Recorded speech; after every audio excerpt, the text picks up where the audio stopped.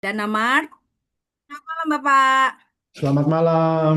Oke. Berikutnya ada Bapak Guna Riaksa sebagai Commercial Head di Dana Mart. Selamat malam, Pak Guna. Selamat malam. Nah, oke. Dan untuk berikutnya kita coba perkenalkan untuk narasumber kita, pembicara kita malam hari ini dengan Mbak Cindra Hegawan. Boleh ditampilkan? Selamat malam semuanya.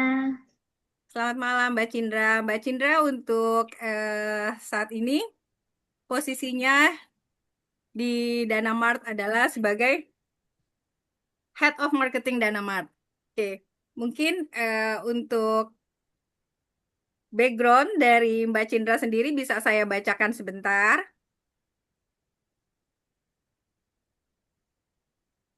Mbak Cindra adalah lulusan dari Politeknik STT Tekstil Bandung, produksi garment di tahun 2014 sampai dengan 2018. Dan lalu bergabung dengan Daliris Group sebagai production di 2017. Berikutnya di tahun 2009 di Dialog Group sebagai Research and Development ya Mbak Cindra ya di 2019 dan Sistem Prosedur di 2019 juga. Lalu bergabung dengan kami di Danamart sebagai Quality Assurance Specialist di 2021. Lalu masuk ke bagian yang lain di IT Product Development di tahun 2022 dan Head of Marketing Communication di 2022 sampai dengan saat ini. Oke, untuk selanjutnya Mbak Cindra untuk yang akan kita mulai untuk acara malam hari ini untuk materinya ya Mbak Cindra ya. Oke, thank Oke, you Bu Irma.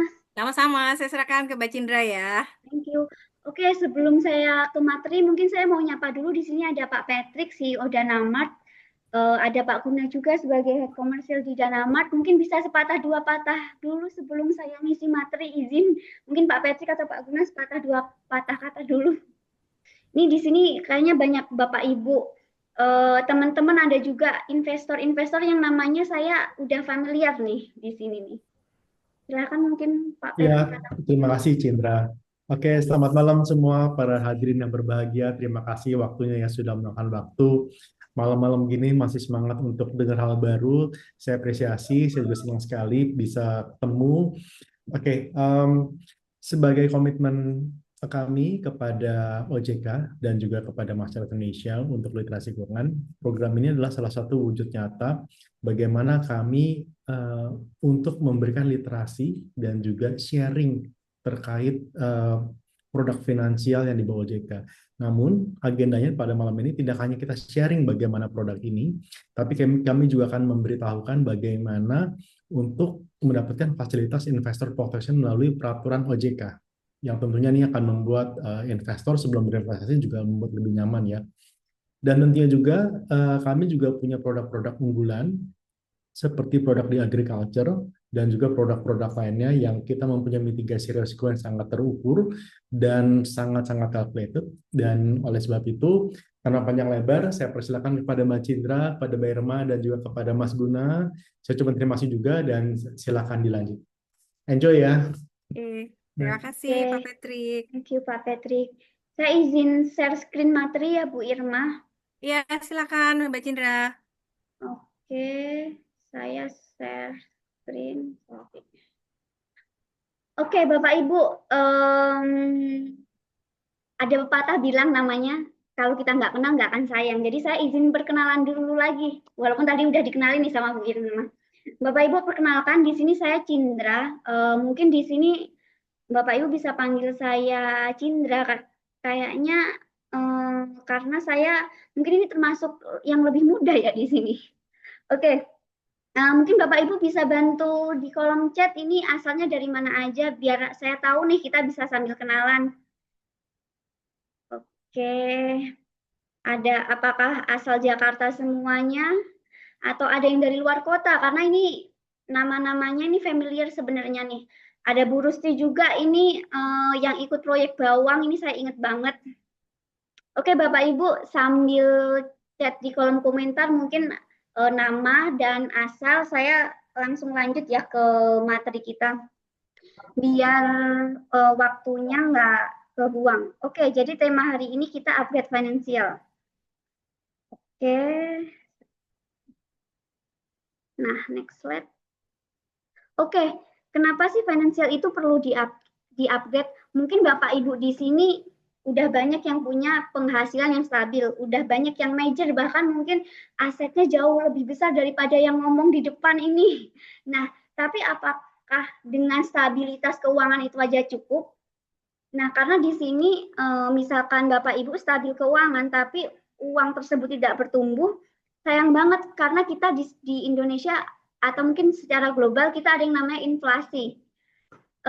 Sayang misalkan kita punya uang 1M, tapi ternyata kita cuma tabung dengan inflasi misalkan per tahunnya 3%. Kebayang setiap 3% uang kita kegerus berapa nih? Lalu 5 tahun ke depan uang kita jadi berapa? Nah, itu yang mengharuskan kita, kenapa sih harus upgrade financial? Nah, cuma di sini kita nggak hanya ngomongin financial aja yang bertumbuh, tapi di sini kita ingin menjelaskan terkait sebenarnya untuk mendapatkan investasi atau imbal hasil atau keuntungan itu bisa selaras kok dengan dampak yang kita berikan ke masyarakat. Nah, mungkin dari judul yang sebelumnya tadi Bapak Ibu juga bisa baca bahwa kita securities crowdfunding platform. Nah, apa sih securities crowdfunding platform itu? Nah, di sini nantinya kita akan banyak memberi gambaran karena securities crowdfunding itu dari OJK memang sebuah instrumen investasi yang baru, yaitu baru dirilis tahun 2020 sehingga masih banyak beberapa orang yang memang belum paham dan mungkin Bapak Ibu di sini udah ada yang jadi investor atau masih baru mau jadi calon investor. Nanti Bapak Ibu bisa tanya di webinar ini. Kebetulan kita ada Pak Guna sebagai head komersial kita. Oke, next. Nah, sebagai sekedar refleksi aja nih Bapak Ibu, kira-kira apakah uang kita udah tumbuh secara optimal? Terus kalaupun optimal, uang kita apakah bermanfaat nih untuk masyarakat sekitar kita? Nah, mungkin Bapak Ibu sendiri yang bisa jawab nih. Oke, next. Nah, ketika uang Bapak Ibu diam, itu berarti potensi akan hilang. Tabungan besar tapi bunga minim kegerus inflasi. Investasi terlalu konservatif akan stagnan. Apalagi untuk Bapak Ibu yang mungkin umurnya masih under 30 ya. Kita bisa lihat dari segi resiko, mungkin kalau under 30 bisa ambil yang versi high risk, cuma mungkin kalau udah 40 ke atas mungkin low risk ya. Nah, takut dengan resiko di setiap investasi itu pasti ada Bapak Ibu, tapi bagaimana caranya kita bisa memitigasi itu semua. Nah, uang yang tidak bekerja, peluang yang tidak digunakan. Nah, Bapak Ibu di sini kita ngomongin bukan hanya gimana caranya mendapatkan imbal hasil atau keuntungan yang tinggi, tapi di sini kita ingin mengajak Bapak Ibu ternyata ada loh sebuah instrumen investasi yang nggak hanya bisa mendapatkan return yang tinggi, tapi juga bermanfaat. Karena ini riset tahun 2024-2025. Ternyata untuk investasi impact investing atau investasi yang acuannya untuk proyek-proyek berdampak secara global itu sudah banyak diminati. Bahkan di tahun 2024, ini data yang terlampir 2025, cuma secara risetnya di 2024 itu udah sampai 500 billion USD dollar. Nah, untuk kenaikannya diperkirakan 19,5%. Nah, ini untuk minat secara global Bapak Ibu. Kita lihat nih terkait di slide sebelah kanan. Nah, gimana nih untuk imbal hasilnya? Ternyata yang tadi saya bilang, imbal hasil itu bisa berbanding lurus dengan impact. Nah, secara data ternyata 80% orang Asia yang fokus pada impact investing itu menyatakan bahwa dia mendapatkan return yang sesuai ekspektasi mereka, bahkan ada yang outperforming secara data. Nah, ini yang bicara data. Jadi data yang ditemukan, data terbaru dan terupdate seperti itu. Nah, nextnya gimana? Gimana caranya biar kita ketemu nih sama instrumen investasi yang nggak cuma berdampak, tapi juga ada imbal hasil nih. Nah, di sini saya gambarkan sekilas terkait life cycle sebuah perusahaan. Nah, mungkin Bapak Ibu bisa fokus ke life cycle growth. Jadi biasanya Bapak Ibu pada saat growth itu venture capital dan private equity yang suka berinvestasi di sini. Kenapa mereka suka berinvestasi untuk perusahaan dalam tahap growth, early stage, atau mungkin bahasa kerennya startup. Cuma mungkin kalau versi lokal UKM yang baru merintis tapi nggak yang baru-baru banget nih. Nah, karena ketika mereka untungnya akan besar nih. Ini aku bisa coret ya. Oke, ketika untungnya akan besar. Beda kalau misalkan kita investasi langsung di tahap perusahaan mature. Ketika untung mungkin nggak akan sebesar ini. Tapi balik lagi, high risk tetap ada. Nah, jadi gimana caranya biar kita bisa memilih atau memilah produk-produk yang di tahap ini tapi yang bagus. Nah, permasalahannya apa sekarang? Kita ke next. Kita ke next. Oke. Sorry, ini aku harus hapus dulu ya. Biar gampang dibaca. Nah, permasalahannya apa? Biasanya produk-produk yang atau perusahaan yang tahap early stage atau perusahaan yang masih tahap growth itu dulunya hanya bisa diinvestasikan ke investor yang terakreditasi. Kalau di pasar modal itu investor institusi atau investor yang punya minimal aset bersihnya $1 juta. Jadi banyak istilah yang mengatakan yang kaya semakin kaya karena udah beda peluang nih. Nah, maka dari itu tapi dulu Bapak Ibu. Sekarang ada yang namanya securities crowdfunding platform. Jadi di sini menjembatani antara proyek-proyek yang di tahap early stage ke investor-investor yang retail, bahkan di Danamat bisa mulai dari 100.000. Oke, saya lanjut ke next step. Nah, terus apa sih securities crowdfunding itu?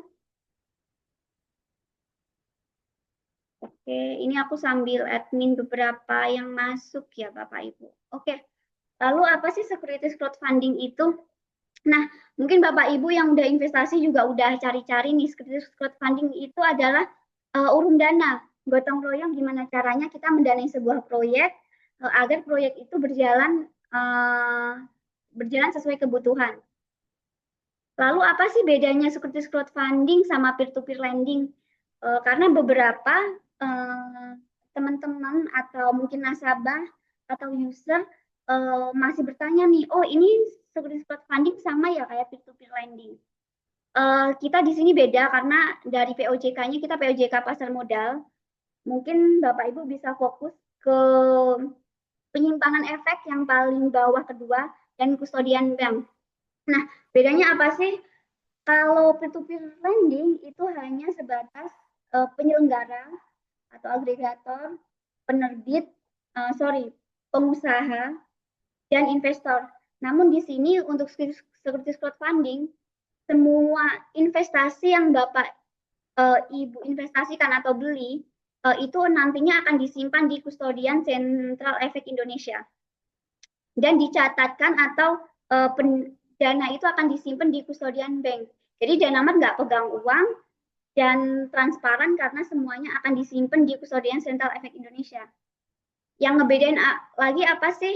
Jadi perbedaannya kalau peer-to-peer lending itu sistemnya pinjaman, tapi kalau di sini kita sistemnya efek. Jadi Bapak Ibu punya kepemilikan efek seperti Bapak Ibu mungkin yang biasa investasi di pasar modal, reksadana, terus saham, semuanya akan tercatat di KSE ini. Nah, contohnya kayak gini, securities crowdfunding. Ini Bapak Ibu aplikasi Kese, bisa Bapak Ibu download di Play Store. Harusnya kalau misalkan udah punya SID, Bapak Ibu tinggal langsung masuk aja.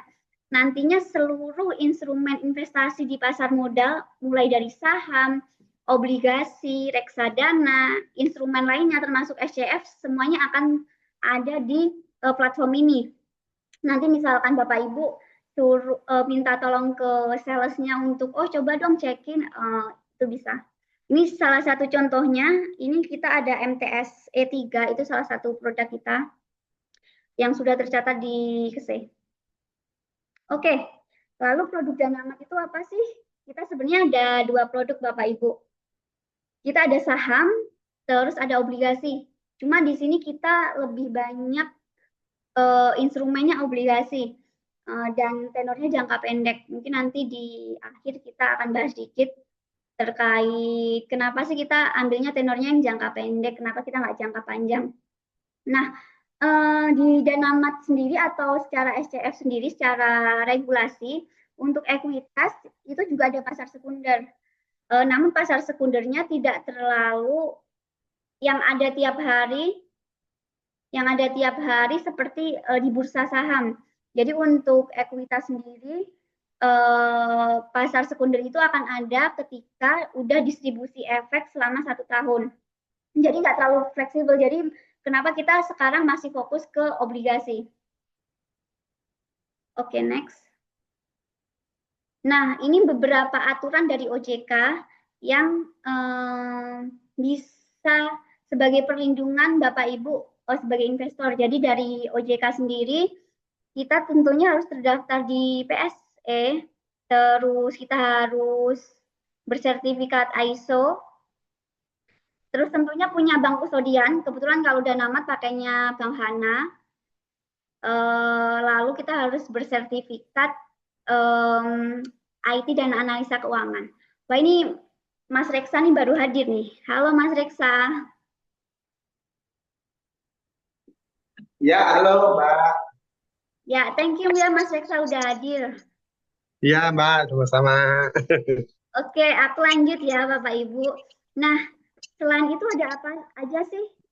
Jadi ini ketentuan dari OJK yang Bapak Ibu nantinya bisa lebih safe nih investasi di securities crowdfunding. Jadi untuk SCF sendiri itu harus punya escrow account. Jadi uang Bapak Ibu nggak ditaruh di Danamat tapi ditaruh di bank kusodian. Lalu karena kita sistemnya pasar modal, semua penerbitan efek itu wajib diserahkan T+2 setelah penawaran selesai. Nah, untuk obligasi pun, sorry ini ke... Oke. Nah, untuk obligasi di penerbit sendiri kita batasin atau tepatnya lebih ke OJK membatasi maksimal 2 tahun. Jadi misalkan untuk obligasi 5 tahun, 6 tahun kita nggak terima, tapi karena secara regulasi kita 2 tahun. Nah, untuk maksimum penggalangan dana juga 10 bio dari OJK. Dan tiap bulan kita akan ada laporan kepemilikan efek yang harus dikirim ke email Bapak Ibu. Oke, next. Nah, lalu apa sih bedanya Danamat dengan securities crowdfunding lainnya? Oke, jadi Bapak Ibu, Danamat ini fokus ke konsep ESG. Jadi di sini kita bukan hanya mendapatkan return, tapi di sini kita fokus ke impact investing. Bapak Ibu mungkin yang udah download aplikasi Danamat, di situ kita ada fitur yang namanya impact investing. Di situ bisa dilihat setiap Bapak Ibu investasi pasti akan ada penambahan terkait Bapak Ibu sudah berkontribusi ke SDGs nomor berapa nih. Nanti Bapak Ibu bisa cek. Ini kebetulan saya nggak ada tutorialnya nih. Oke, next. Nah, melalui securities crowdfunding kita semua bisa jadi angel investor. Kenapa saya bilang kita semua bisa jadi angel investor? Balik lagi ke case yang sebelumnya bahwa dulu untuk investasi ke tahap early stage atau growth, perusahaan itu harus perusahaan institusi atau investor yang terakreditasi dengan aset kekayaan bersih $1 juta. Tapi dengan adanya securities crowdfunding, kita bisa ikut berkontribusi juga nih untuk proyek-proyek yang di tahap early stage. Nah, di securities crowdfunding khususnya Danamat, kita mainnya sistemnya short cycle. Terus kalau bisa Bapak Ibu bisa diversifikasi project, terus high return dan transparan karena kita terdaftar di KSE. Nah, mekanismenya seperti apa sih? Nah, Bapak Ibu bisa fokus ke Hanabank dan KSE bahwa untuk setiap pencairan pencatatan data investasi kita wajib melalui kustodian Central Efek Indonesia. Jadi banyak pihak yang terlibat di securities crowdfunding ini, jadi lebih transparan. Nah, biasanya untuk risiko dan mitigasi yang analis kita coba koreksi di proyek-proyek yang kita terima atau listing di Danamat, itu ada beberapa. Tapi tentunya di sini saya bisa tekankan bahwa kalau untuk sekarang semua proyek di Danamat itu mandatori harus punya aset, entah itu cash collateral atau fixed asset. Selain yang tertampil di slide ini nih. Tenornya kita lebih ke jangka pendek yang tadi saya bilang. Nah, kenapa sih jangka pendek? Nah, Bapak Ibu, ini ada penggemarnya Warren Buffett nggak kira-kira? Di sini biasanya yang suka pasar modal pasti itu tahu Warren Buffett nih karena terkenal banget. Nah, ada sebuah berita ini tahun 2024 sih. Jadi pada saat 2024 pertengahan kalau nggak salah ya saya nemuin berita ini dan sampai sekarang sih masih berita terbarunya. Kalau perusahaan dari Warren Buffett itu sendiri sekarang itu mulai mengakumulasi short term karena menurut Warren Buffett itu sendiri bahwa di global yang lagi fluktuatif itu lebih safe ketika kita ambilnya short term. Nah, lalu alasan dari Danamat itu sendiri apa sih kenapa kita banyaknya proyek-proyek yang short term nih? Karena resikonya lebih terkendali. Jadi Bapak Ibu misalkan investasi itu bisa pengaruh internal atau eksternal ya. Nah, ketika ada pengaruh eksternal, misalkan perang atau yang lain, ketika kita mainnya short term, impact ke perusahaan itu nggak langsung gitu. Jadi resikonya lebih terkendali. Beda kalau kita sifatnya jangka panjang. Mungkin 2 tahun, 3 tahun udah ke impact bisnisnya. Tapi kalau kita sifatnya short term, impact-nya nggak akan langsung kena ke perusahaan tersebut. Nah, selain itu apa alasannya? Kita bisa evaluasi dengan cepat apakah proyek yang kita investasikan atau investasi itu bagus nih. Karena dengan tenor 3 bulan kita udah langsung tahu, oh ternyata proyek itu nggak bagus. Jadi kita nggak akan mungkin menerbitkan proyek itu lagi. Atau sebenarnya dalam 1 bulan kita udah bisa lihat karena di Danamat itu imbal hasilnya per bulan. Nah, alasan ketiga cepat balik modal. Biasanya Bapak Ibu bisa diputerin lagi lah kalau jangka pendek. Nah, ini ada beberapa instrumen investasi, tapi kita patokannya investasi yang volatilitasnya kecil, nggak kayak saham, karena biar head to head obligasi. Nah, di sini diasumsikan misalkan inflasinya 3%. Ketika Bapak Ibu investasi di deposito berapa, obligasi retail berapa, obligasi korporasi berapa, sama obligasi SCF-nya berapa. Cuma di sini saya belum memasukkan faktor biaya lain-lain, misalkan deposito mungkin ada biaya admin dan lain-lain, saya belum masukin, tapi saya udah masukin faktor pajak di sini. Karena pajak di setiap instrumen investasi beda-beda dan di sini paling besar ada di deposito. Nah, Bapak Ibu bisa langsung ke paling bawah aja.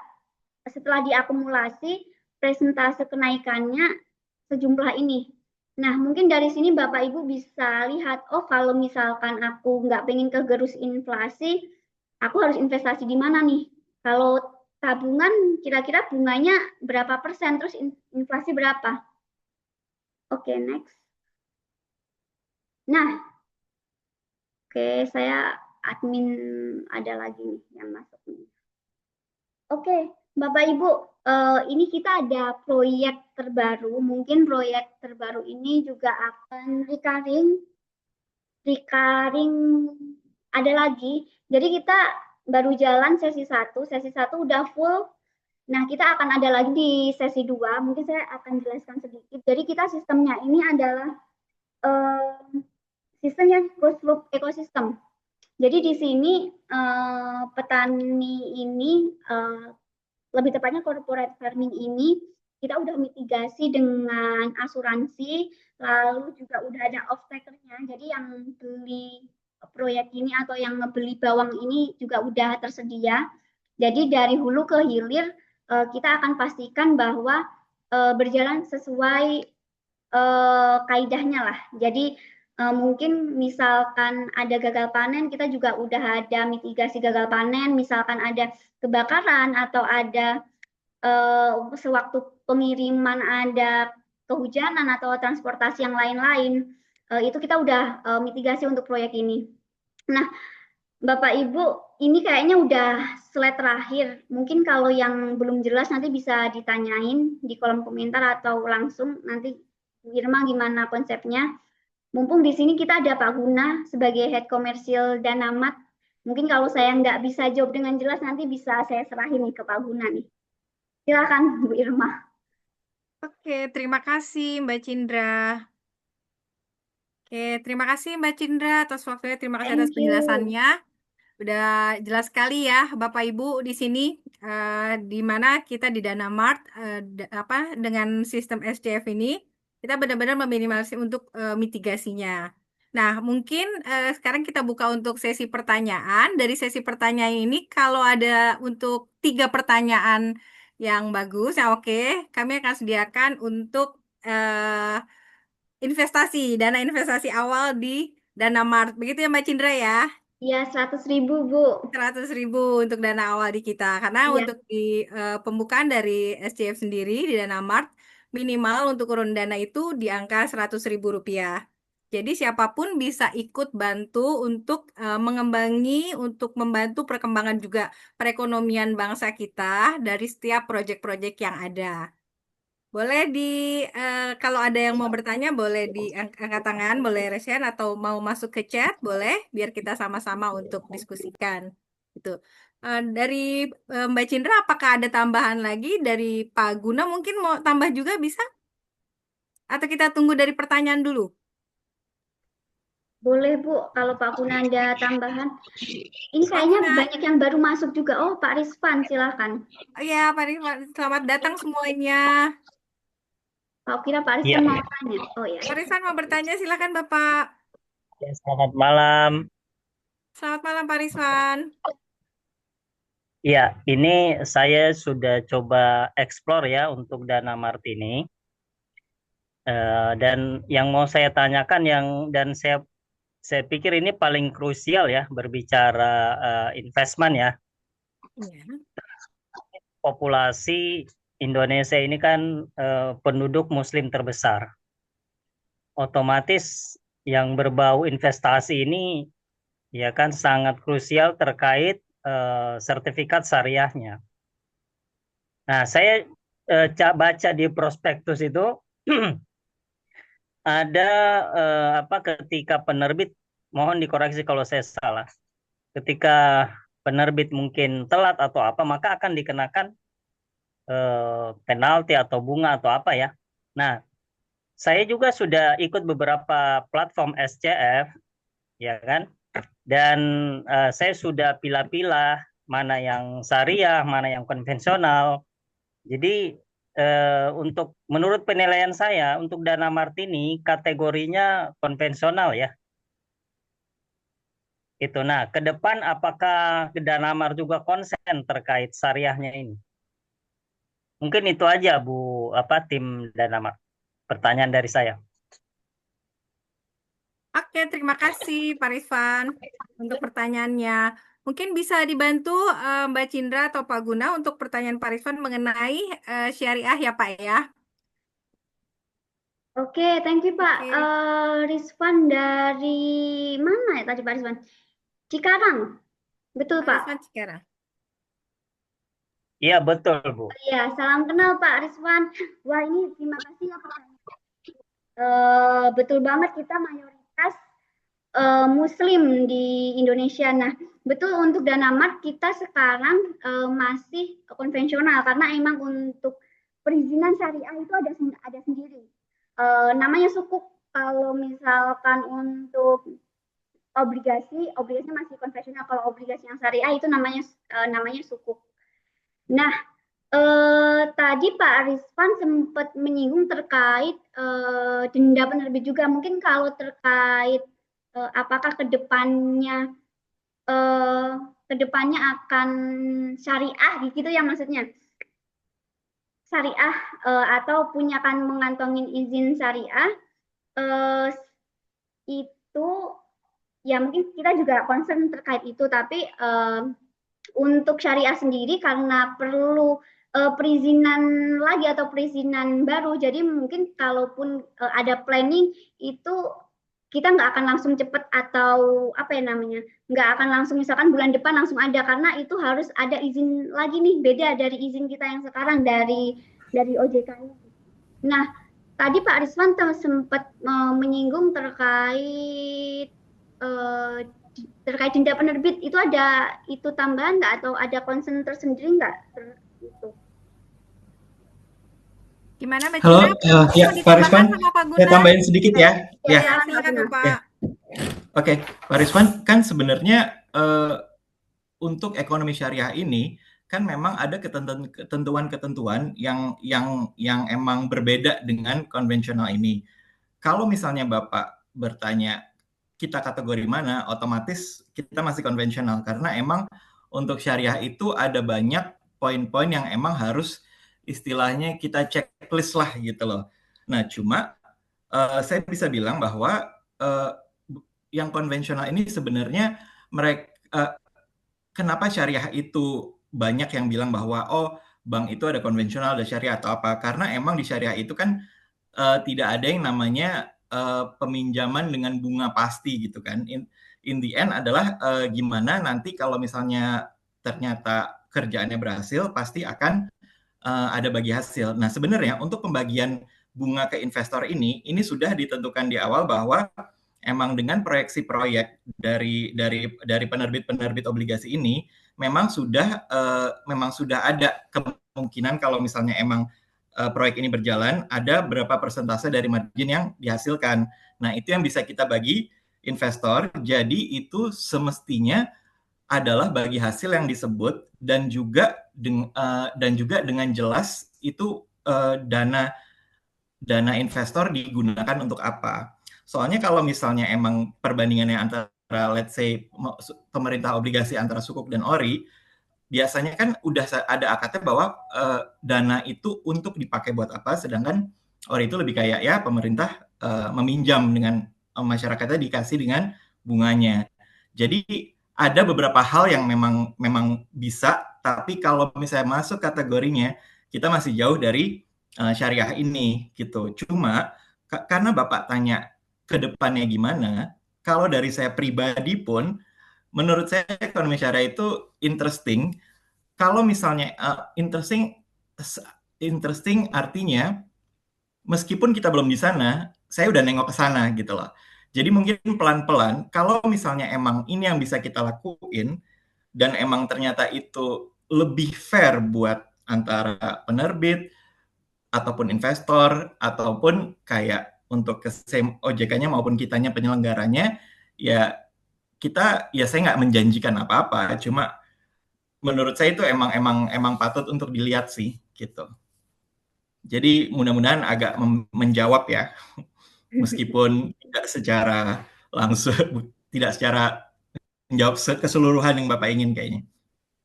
Oke, terima kasih Pak Guna untuk jawabannya untuk Pak Rizwan. Mungkin ke depannya kita akan pikirkan untuk hal syariah ini untuk di Danamart. Pak Rizwan ada tanggapan lagi? atau bisa kita lanjut ke pertanyaan berikut yang sudah masuk? Iya, cukup, Bu. Oke, terima kasih Pak Rizwan. Untuk pertanyaan berikutnya dari Pak Hadi, mungkin saya bacakan dari kolom chat ya.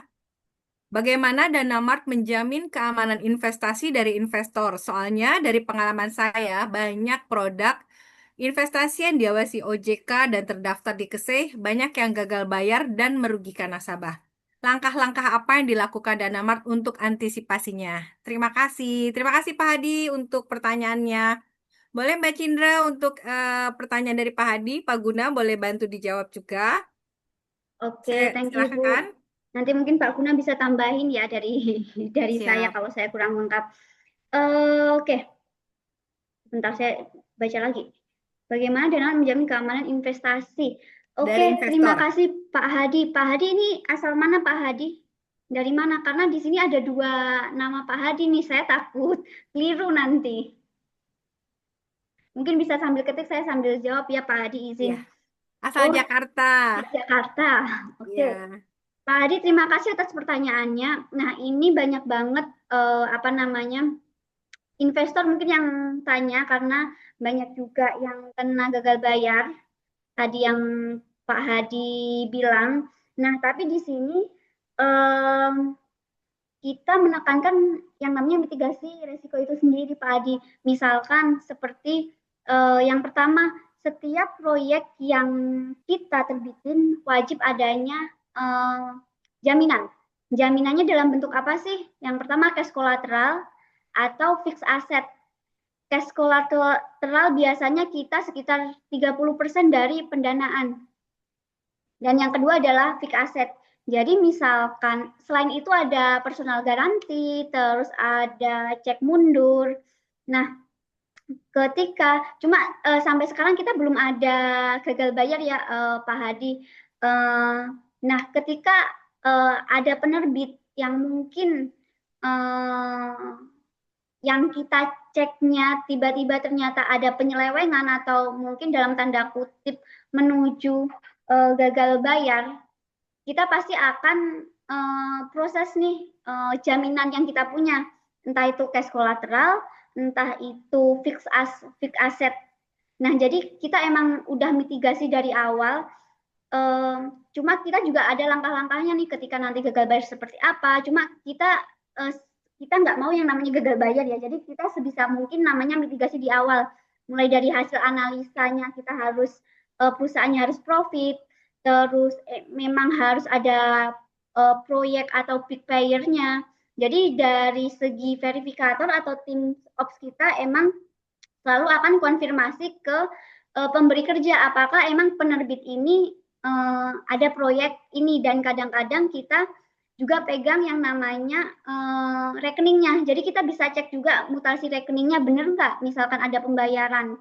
Terus misalkan ada pembayaran, dialihin kemana nih uangnya. Itu mungkin Pak Guna bisa tambahin, Pak. Sorry, di amut. Ya, sebenarnya sih banyak dari apa yang kita lakuin untuk yang kita untuk kayak menjaring apapun yang kita lihat sebagai loophole untuk apa yang jadi resiko. Jadi apa namanya kemungkinan-kemungkinannya yaitu apa? Jadi kita bungkus tipe investasi ini sebagai security crowdfunding. Saya kasih gambaran ininya aja ya, gambaran contoh untuk konsepnya aja. Jadi misalnya contoh ada misalnya kayak saya sama Mbak Cindra gitu. Saya bilang sama Mbak Cindra, saya pinjem saya pinjam 1 juta, saya pinjam 100 juta dong. Saya mau taruh di kantornya teman saya di mana dia akan menghasilkan segini-segini. Saya pinjam selama 3-4 bulan, nanti per bulannya saya kasih segini dari bunganya. Terus Mbak Cindra bilang, bukannya gue nggak percaya sama lo ya, tapi yang terakhir kali aja ternyata itu temen lo itu company-nya udah mau bangkrut gitu loh, dan lo juga nggak tahu ternyata kayak gitu, dan jadi akhirnya duit gue nggak balik kan dari situ, dibilang kayak gitu. Nah, yang disebut Mbak Cindra itu adalah P2P. contoh ya, itu adalah P2P. Jadi akhirnya Mbak Cindra bilang ke saya, ya gue mau aja sih, tapi kita bikin aturan yang baru aja deh. Gue nggak mau asal tanda tangan 3 bulan dan gue tiap bulan dapat segini gitu. Kita harus cari apa aja yang kira-kira lo sendiri tuh juga nggak kelewatan, Gun. Dia bilang kayak gitu. Jadi lo sendiri aja dulu nggak tahu kalau misalnya ternyata teman lo company mau bangkrut. Jadi kita pikirin semuanya, apa aja yang bisa bikin lo sendiri kelolosan terhadap company-nya itu. Nah, akhirnya kita ikutlah dengan security crowdfunding ini yang relatif baru. Secara konsep pun, kami yang menjual produk ini ke investor, yang kita jual itu bukan, kalau P2P oke, dia jual proyek. Jadi misalnya nyari ada peminjam, terus udah gitu peminjam dan terus kita cari investornya, terus investornya duitnya kita kasih untuk dia ngelaksanain proyek. Kalau kita kan benar-benar pada saat peminjam lolos dengan berbagai macam seleksi, ini nanti ke depannya, Mbak Cindra mau kasih lihat yang seleksi yang kita ini nggak? Ada kan slide-nya yang di ESG? Sorry Pak, yang mana Pak? Sebentar ya Pak.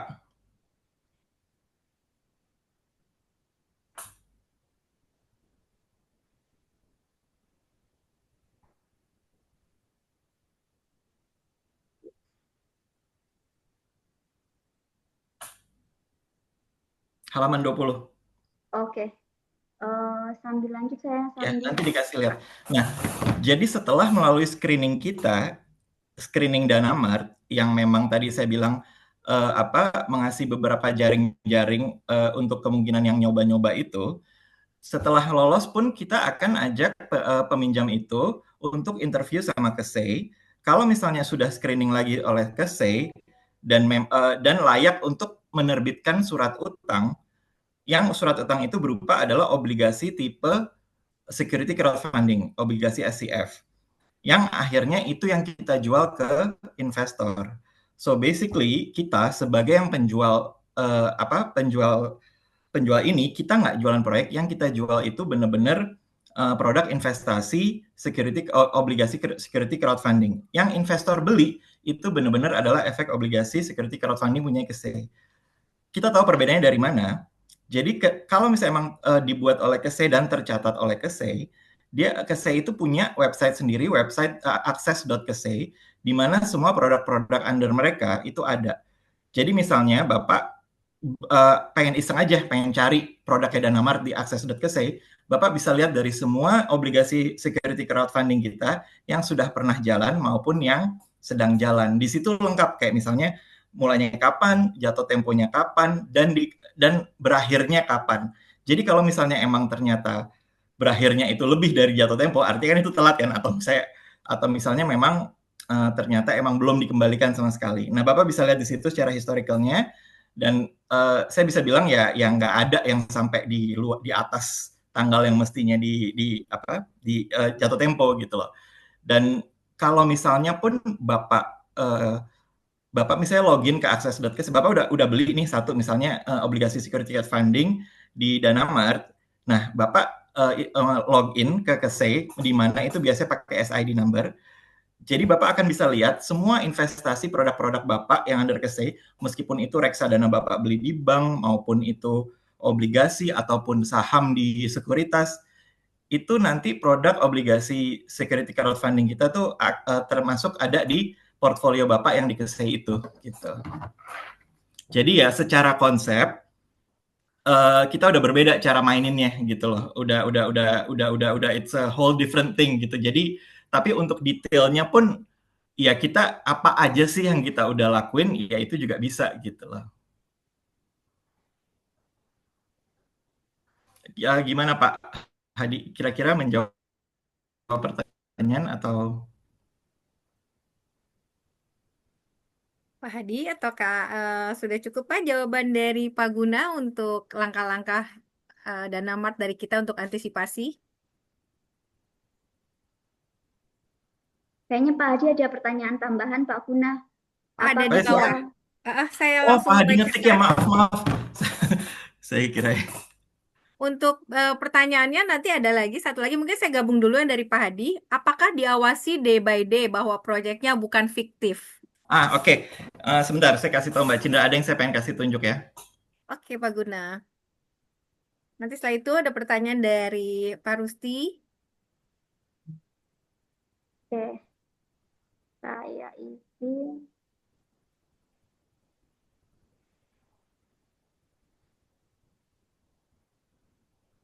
Bisa ditampilin Mbak Cindra? Oke, tutup yang paling bawah. Oke, Pak. Ini saya share screen lagi.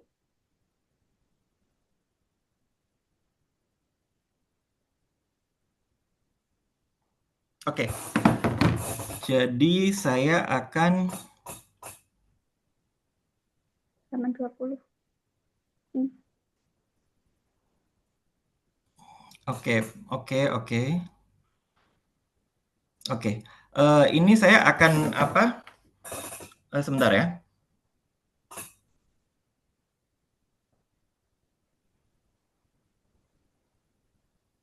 Oh, oke. Sorry.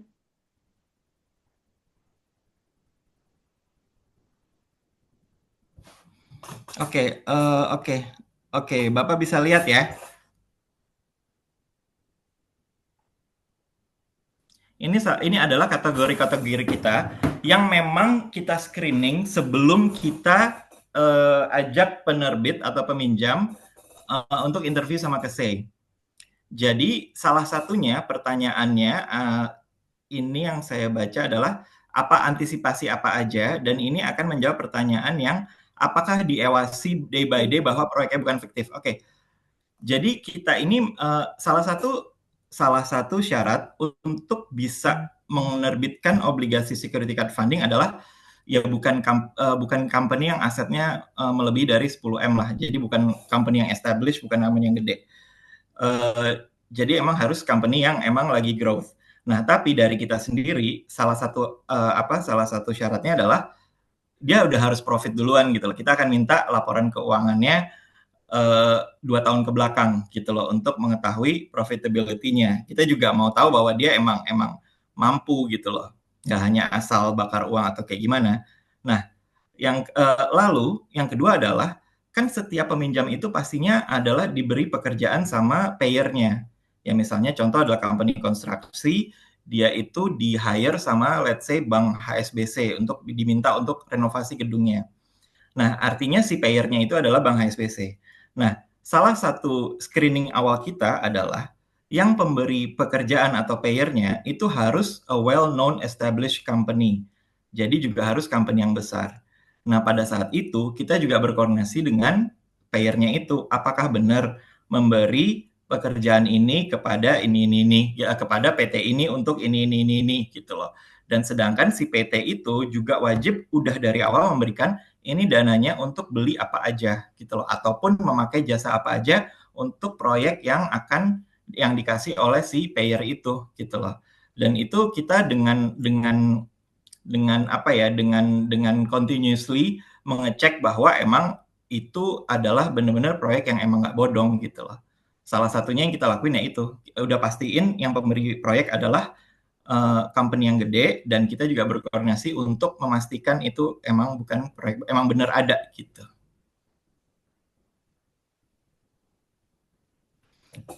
Oke. Gimana Pak Hadi? Sebelum saya akan jawab dari Pak Rusti, saat profit dan investasi sudah kembali masuk ke dana mart, apa bisa langsung dimasukkan atau ya bisa Pak. Jadi ya kan kalau misalnya emang dana ataupun bunga masuk ke cash in hand Bapak atau wallet Bapak yang di aplikasi, Bapak pasti bisa cash out lah gitu loh. Tapi ya kita kasih ketentuan bahwa semua dana dari cash in hand atau aplikasi investor hanya bisa tertuju ke bank yang memang sudah didaftarkan oleh investor. Jadi artinya nggak akan keluar dari bank yang tidak investor daftarkan sendiri. Dan investor pun hanya bisa mendaftarkan bank yang namanya sesuai dengan nama investor di aplikasi. Jadi nggak bisa naruh bank istri gitu, misalnya istri lagi buka aplikasi gitu, nggak bisa. Oke. Jadi untuk penerima di banknya harus sama ya Pak ya dengan nama yang sebagai pemodal di akun. Mungkin juga boleh buat tambahan info di sistem kita juga ada disebut auto withdrawal ya Mbak Cindra, Pak Guna, Ya. itu di mana kita sudah setting di setiap hari Selasa dan Kamis, dana yang ada dalam akun Bapak Ibu itu nanti otomatis akan ditransfer ke rekening bank masing-masing di setiap hari Selasa dan Kamis. Nah, selain di hari itu harus request dari pemilik akunnya sendiri yang melakukan transaksi. Pak Rusti udah cukup jelas untuk jawabannya. Oke, berikutnya ada lagi untuk Maaf, pertanyaannya. saya Ya, boleh Pak tambahin Guna. ya. Misalnya, Silakan. misalnya Bapak atau Ibu yang hadir di sini punya dedikasi sales dedication yang memang mengajak Bapak yang merepresentasikan kita, nanti boleh ya, saya akan info ke mereka bahwa pertanyaan-pertanyaan ini misalnya kalian lebih perlu detail, saya akan menginfokan mereka untuk memfollow up ini gitu loh. Soalnya apa yang saya jawab mengenai security itu cuma kayak baru di ininya aja lah permukaannya gitu loh. Maksudnya banyak yang hal details yang emang kita lakuin buat buat keamanan dana investor.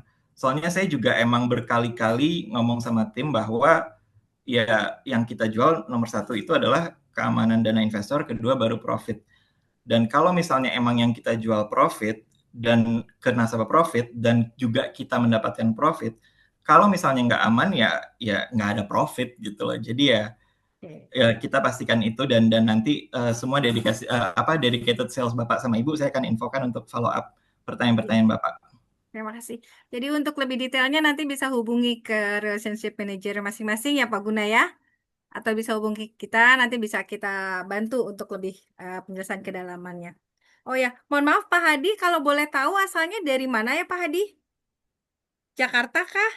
Pak Hadi, sorry maaf Pak Rusti.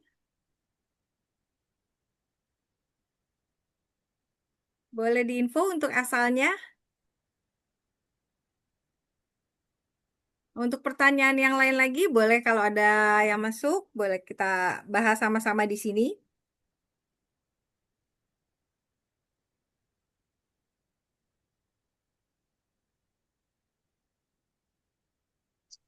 Saya mau Maaf nanya, Ibu Rusti. Mohon maaf Ibu Rusti dari mana Ibu asalnya? Maaf Bu. Oh, dari Bekasi. Terima kasih Ibu Rusti. Bu Yani Sasa tadi kayaknya mau. Ya, tadi ada pertanyaan, mohon maaf, tadi terlewat dari Bu ya, Yani Sastra ya? saya Ya, nggak silakan buka, Ibu Yani. nggak, saya off cam ya, nggak apa-apa ya. Nggak apa-apa Ibu Halo, Yani. halo Saya, Bu. ya, malam semuanya. Saya sebagai ibu rumah tangga, saya juga sebagai pengusaha. Ini dana mat ini seperti buat saya apalah ini ada apa satu eh solusi yang bagus gitu loh ya buat emak-emak lah istilahnya gitu ya, Terima dapat kasih Bu. bunganya lumayan. Nah, cuman kita juga kan yang mungkin dananya hanya terbatas, hanya segitu-gitunya. Ini kan juga pasti mikirin resiko-resikonya gitu kan, lebih aman di bank gitu kan. Saya udah beberapa ngajak teman-teman Dana, tak Guna tahu lah Guna. Saya juga di kenalan si Wilson, kenalan sama Guna. Nah, yang saya apalagi barusan ngedenger yang P2P itu ya yang apa pemiliknya kabur lah apa gitu kan. Jadi saya yang bawa-bawa teman saya kan juga saya jadi aduh ini gimana gitu kan jadi bikin mikir dua kali ya gitu. Sampai saya minta Guna untuk jelasin saya bikin small group untuk supaya teman-teman saya tuh bisa lebih dengerin Guna cerita lah gitu loh. Nah, apakah ada resiko umpama kayak si P2P itu saya dengar pemiliknya kabur lah bawa uang segala macam. Nah, untuk si dana amat ini ada nggak sih kayak kasus-kasus kayak gitu? Kemungkinan ada nggak gitu? Ya saya harapan besarnya saya adalah jangan dong ya. Saya juga kan pengen aman-aman aja di sini. Saya gitu kan lumayan loh. Naruh duit sekian dapat duitnya lumayan lebih besar dari bank. Ih, lu seneng banget saya sama emak-emak gitu ya. Seneng banget. Makanya harapannya eh langgeng lah gitu loh bisa didanamat dengan para pengurus-pengurus perusahaannya benar-benar berdedikasi dengan benar lah gitu loh buat memang ya sesuai harapan-harapan kita lah yang pada yang invest-invest di sini pastinya ya aman-aman damai sejahtera sentosa semua deh lumayan bisa masukin bunganya bisa buat masukin tambahan belanja-belanja check out ya. Oke, segitu aja. Mudah-mudahan Betul, bisa Bu. dijelasin lebih lagi. Ya. Terima kasih Bu Yani Saya atas aja yang jawab ya, pertanyaannya. karena emang saya adalah self dedicated buat Bu Jani. Kalau bukan saya yang jawab ya nggak Silakan Bu pantas. Guna. Apa namanya? Atau mau ke Bu Fandi dulu? Nggak apa-apa sih sekalian atau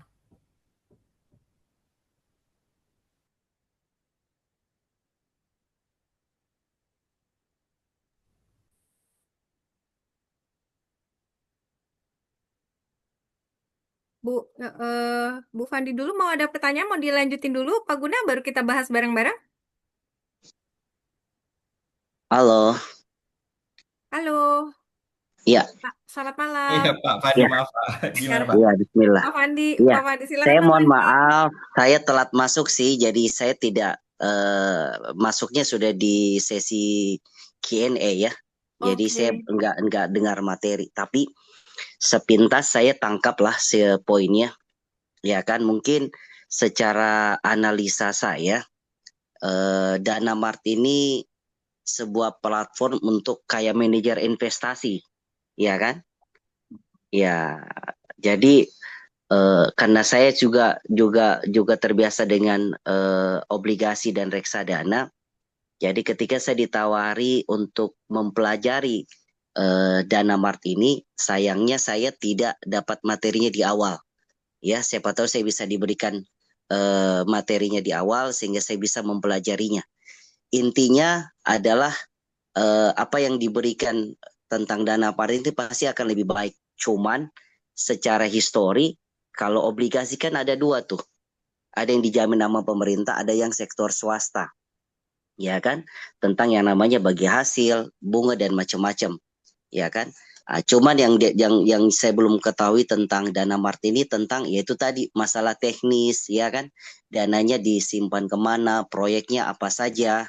Apakah proyek yang dibiayai ini hanya sekedar orientasi keuangan saja dengan profil risiko tertentu atau berbasis syariah seperti apa, ya kan? Karena mohon maaf, saya betul-betul memperhatikan tentang praktisi di keuangan syariah, tentang pengolahan dana secara syariah. Itu yang saya ingin tahu. Kalaupun misalnya proyeknya itu uangnya digelembungkan, diinvestasikan di tempat yang bagus, ya kan, dengan sistem bagi hasil yang kompetitif, yang menarik lah, bisa di atasnya bank. Bagaimana mengantisipasi terhadap resiko yang muncul? Kan kita tahu investasi itu enggak ada sesuatu yang menjamin, ya kan? Harapan investasi itu tentu ekspektasi kita adalah untung dong. Ya, bagaimana kalau terjadi resiko? Ya, bagaimana terjadi risiko, manajemen risikonya? Apakah keuntungan itu diapakan oleh perusahaan Dana-Mart untuk membantu seorang investor agar dananya aman atau modalnya aman, seperti itu. Mungkin seperti itu, karena kita tidak bisa hanya sekedar di reksadana saja kan, hanya berdasarkan wacana, histori kan. Histori tahun ini akan berbeda dengan tahun depan. Ya, kita berasumsinya nggak ada hal yang bisa dipastiin. Dolar saja hari ini kita tidak bisa tahu besok dolar berapa, seperti itu kan. Jadi kita nggak mungkin secara fair menentukan, nih lo pasti loh obligasinya flat seperti ini. Apa dasar asumsi jaminannya buat investor? Ya kan? Apakah dijamin oleh negara? Terus apakah prosesnya tidak kayak tadi ada pertanyaan uangnya yang dibawa kabur? Ya kan? Apakah Dana-Mart ini ada pengelolaan khusus yang melibatkan sektor pemerintahan? Pasti dong ada OJK-nya, ya kan? Tetapi yang perlu kita antisipasi adalah banyaknya stigma tentang yang namanya pengelolaan investasi yang sifatnya return of investment-nya di atas bank, tetapi pengelolaan yang kurang profesional. Mungkin seperti itu. Sekian. Oke, terima kasih Pak Fandi. Mungkin dapat dijelaskan sebagian oleh Pak Guna. Mungkin untuk detail lebih lanjutnya, seperti pembahasan kita tadi, screen-nya ya Pak Fandi, nanti mungkin bisa kami hubungi. Boleh Siap, nanti siap, saya ada message ke Pak Fandi ya untuk siap, langsung, biar siap. tinggalkan nomor telepon, nanti biar kami hubungi. Ya, Pak siap. Guna Terima boleh kasih. bantu dijawab tadi dari pertanyaan yang pertama, Oke. lalu Pak Fandi, lanjut. maaf ya, soalnya kayak saya yang Pak Fandi tanyain itu udah sebelumnya udah kita jelasin lumayan detail nanti Pak Fandi di follow up sama Bu Cindra, nggak apa-apa ya? Nggak apa-apa. Oke. Ya, terima kasih banyak. Jadi secara konsep aja kita beda Pak, tapi nanti akan dijelasin lebih lanjut sama Mbak Cindra. Nah, untuk pertanyaan Bu Yani dibawa lari nih sama ininya gitu. Pertama kalau misalnya dibawa lari sama Danamart, berarti sama Pak Patrick gitu ya. Maaf ya Pak, cuma bercanda. Cuma contoh. Misalnya Bapak, ya secara sistem kita juga dana investor itu ada di bank kastedian, nggak kita pegang sama sekali, termasuk uang jaminan dari investor. Jadi kita nggak pegang tuh. Yang kedua adalah tadi sebelumnya saya sempat mention bahwa setiap peminjam atau penerbit itu nantinya kan pada saat dia mau apply, salah satu syarat yang kita minta adalah kayak daftar dana itu mau buat pembelanjaan apa aja, apakah barang ataupun jasa. Nah, terus udah jasa. Jadi pada saat dana investor itu ada di bank kastedian, itu akan langsung ke tempat-tempat yang emang yang akan tujuan pembelanjaan mereka gitu loh. Jadi nggak kita kasih lamsam lah ke si penerbit itu. Nah, jadi dan kemudian yang kedua adalah untuk masalah si penerbit itu yang bawa lari uangnya. Nah, ini salah satu yang kita lakuin bahwa kan di awal saya sempat mention bahwa setiap peminjam atau penerbit untuk bisa lolos screening kita kayak ada scoringnya, ada tier scoringnya. Nah, kalau misalnya emang tier scoringnya rendah tapi lolos, kita ada yang middle sama rendah. Kita ada salah satu yang kita minta adalah kita minta akses internet banking dari si corporate account itu, yang emang di mana dana yang memang itu adalah dari awal kan kita juga minta keuangannya mereka 2 tahun ke belakang apakah sudah profit apa enggak.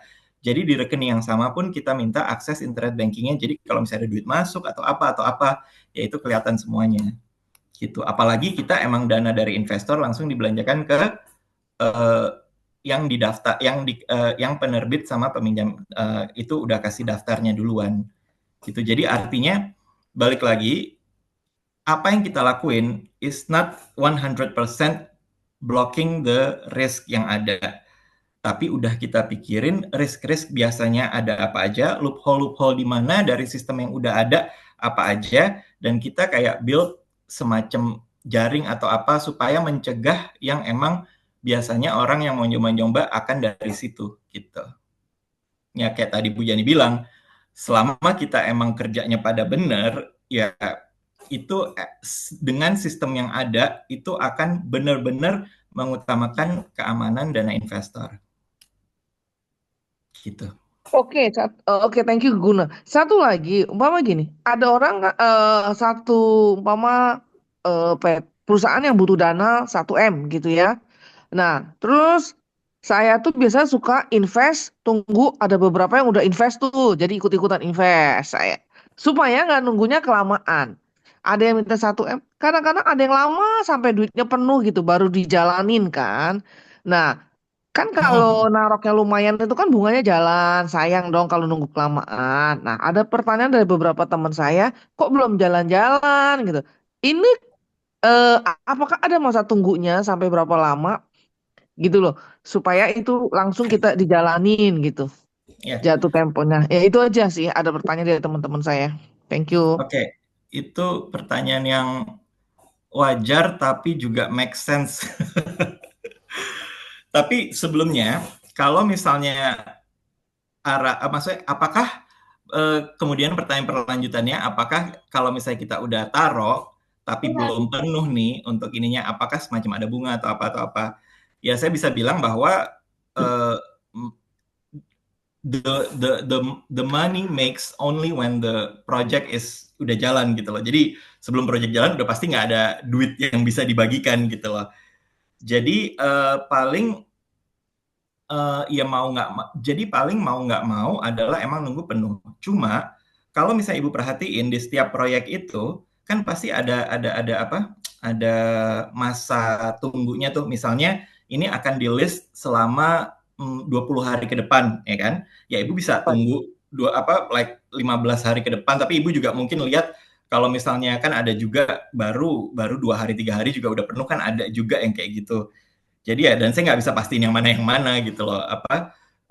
Jadi ya emang harus dilihat juga, ataupun memang ya saya waktu itu pernah sampai kayak sama nasabah saya, dia hitung-hitungan, terus saya sampai bilang gini, oke, sama satu lagi, sorry, sama kalau ibu perhatiin di setiap list project itu ada tulisan minimal. Jadi let's say dia itu sebenarnya fullnya 1M, tapi di situ ada tulisan di bawahnya minimal 700. Jadi artinya kalau misalnya, dan itu di list let's say selama 20 hari. Ternyata pada saat hari ke-10 udah nyentuh minimalnya itu 700, terus masih ada 10 hari lagi kan. Kalau misalnya emang si penerbit atau peminjamnya itu bilang, ya udah deh gue pengen buru-buru, projectnya nih udah dimintain soalnya sama si payernya, nggak apa-apa udah nyentuh 700, nggak perlu nunggu 10 hari lagi, itu juga bisa gitu lah. Tapi ya saya itu benar-benar tergantung si penerbitnya. Maksudnya kalau misalnya ibu tanya, Gun ini saya udah 600 nih, jadi saya masukin 100 akan jalan dong. Ya itu belum tentu juga, karena emang belum nyampe 1M. Itu benar-benar ketentuan si penerbit itu gitu loh. Dan tapi saya juga sampai pernah sama nasabah saya yang hitung-hitungan bahwa jadi dia bandingin nih sama bunga tabungan yang dia bisa simpan let's say seminggu atau 2 minggu, sama kalau misalnya emang dia taruh aja dulu di situ selama seminggu 2 minggu yang belum jalan. Ya itu secara bunga emang tetap kalah sama Dana Mart sih. Maksudnya kayak, ya Bapak masukin sini tapi 2 minggu nggak berbunga tetap untung dibanding Bapak taruh di tabungan bank yang bunganya segini gitu loh. Iya, Ya kecuali betul kalau itu, misalnya ada betul. tempat lain yang emang bunganya lebih ya. Iya, betul Guna. Thank Tapi you saat ya buat penjelasannya. itu sih jawaban saya ke dia karena perbandingannya bunga tabungan.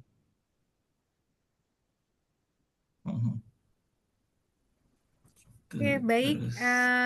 Untuk sesi pertanyaannya, apakah ada lagi atau melihat waktunya sudah jam 20.08? Ada lagi pertanyaan yang masih mau ditanyakan, Bapak Ibu? Biar mungkin kita bisa buka satu pertanyaan lagi ya, Mbak Cindra. Ya, Bu Irma boleh Bu. Ini di sini ada Pak Aris. Halo Pak Aris.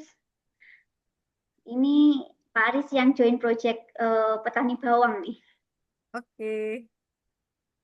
Ada Bu Vivi Tendi juga nih. Ini nasabahnya Mas Wilson ya. Mungkin barangkali yang tadi belum jelas. Ada pertanyaan lagi, satu Ya. lagi Bapak Ibu? Atau mungkin dari Bapak Patrick ada yang mau ditambahkan? Halo, Dari pertanyaan-pertanyaan tadi? mungkin tadi yang menanggapi yang Mas Fandi yang dari Kendari ya, Iya, silakan Bapak. masih ada nggak? Pak Fandinya masih ada? Pak Fandi sepertinya masih ada, Pak. Bentar ya, aku cek.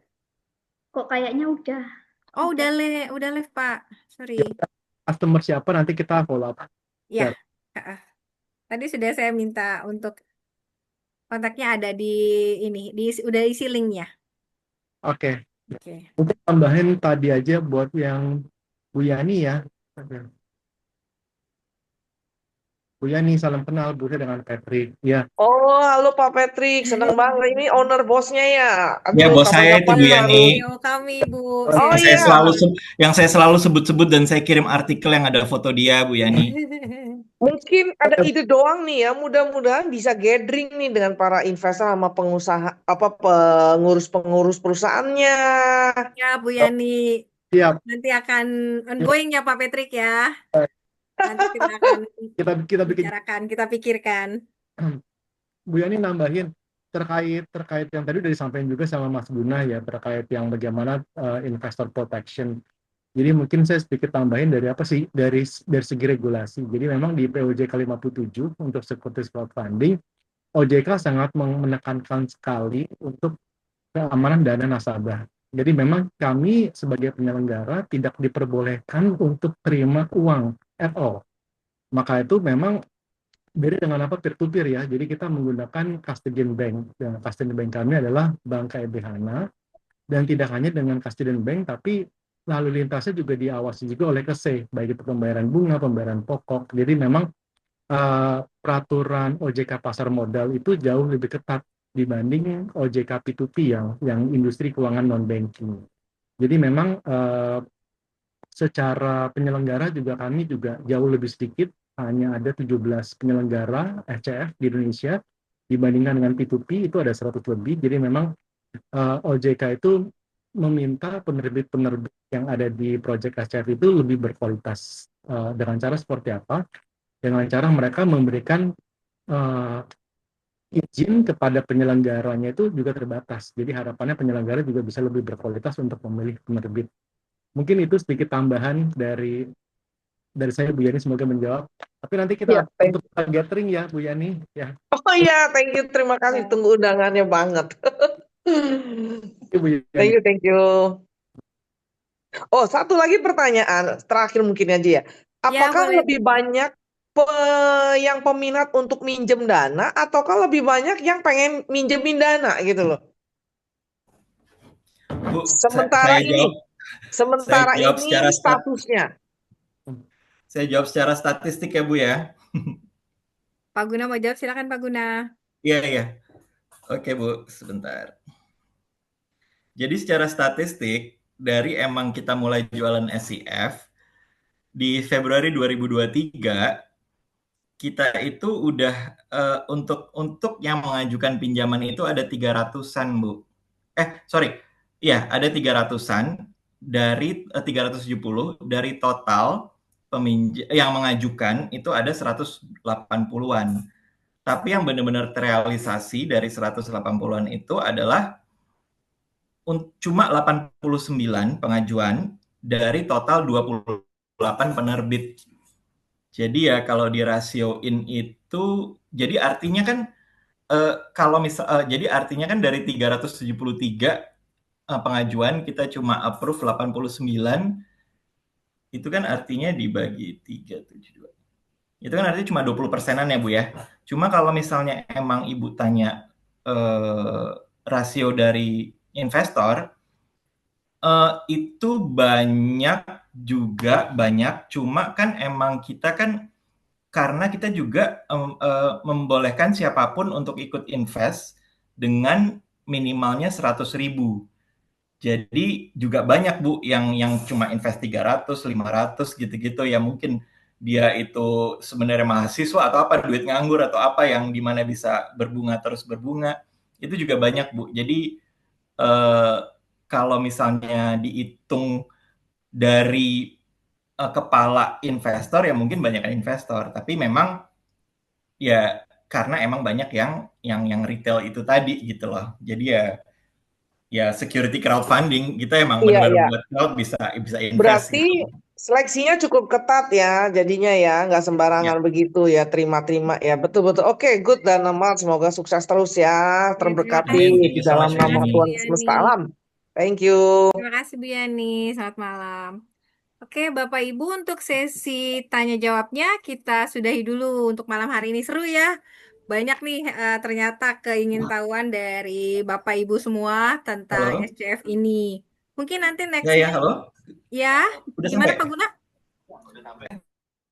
Sorry, lagi ngomong sama Gojek bentar. Oke, sorry. Mungkin nanti nextnya bisa kita lanjutkan dengan tema yang lain atau nanti mungkin bisa kita infokan untuk kita adakan gathering. Nah, seperti janji di awal, kami akan sudah sediakan 3 nama untuk sebagai pemenang dari pertanyaan malam hari ini.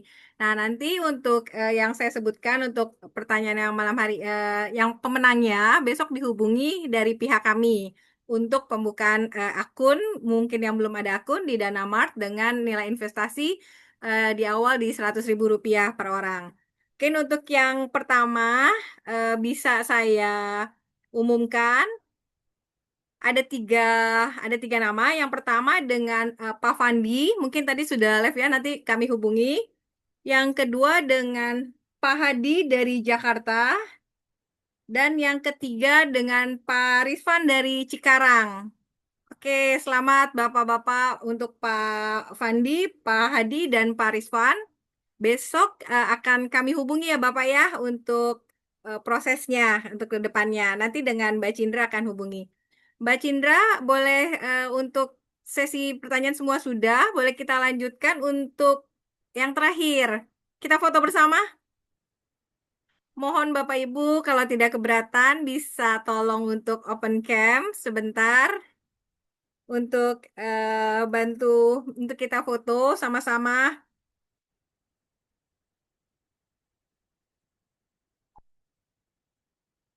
Oke, boleh Mbak Cindra boleh bantu? Wih, ada Pak Alphonse. Apa kabar Pak Bos? Selamat malam, Pak Alfon. Selamat malam Pak Patrick, selamat malam Irma, Cindra, Selamat selamat malam. malam semua. Oh, rame ini. Muka-muka Iya, bos. tadi lumayan ramai Pak pembahasannya. Mungkin nanti nextnya kita adakan lagi untuk biar lebih ramai lagi. Ya, dibikin rutin aja. Iya.